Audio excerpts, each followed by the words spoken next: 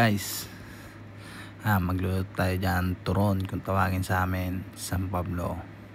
Shoutout nga pala sa mga taga San Pablo dyan, mga tropa, kapatid, mga kamag-anak, and mga subscriber natin dyan. So ayan, turon.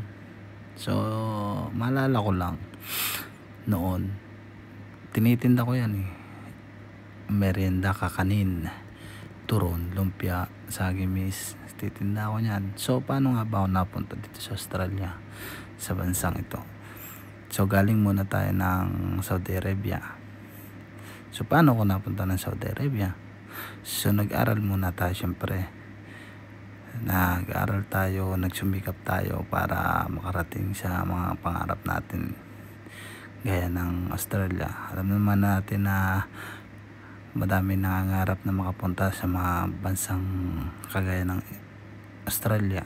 So ayan, nag-aral tayo ng 1-year course noon. Meron pa noon sa Dalubhasan, lungsod ng San Pablo.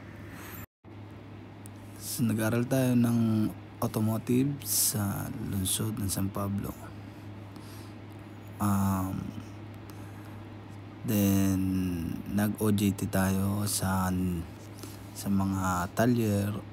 Isa sa pinag-OJT-han ko ay ang Nissan. Tapos napunta din tayo sa ibang mga talyer, at doon ako tumagal sa isang calibration sa San Pablo. Shoutout sa mga kasamahan ko dyan sa Ben Calibration. Then bago ako mag-apply dito, nag-test na tayo din, kumuha akong certificate ng automotive sa mga then saka tayo nag-try mag-apply. Kaya sa mga automotive dyan na nagsisimula pa lang, tuloy nyo lang, kayo susuko.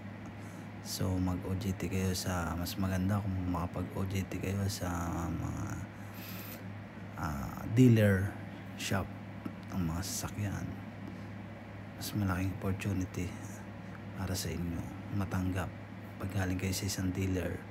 Yan ang tips ko sa inyo, automotive, mga mekaniko dyan. So salamat. Tiki man time. Wow!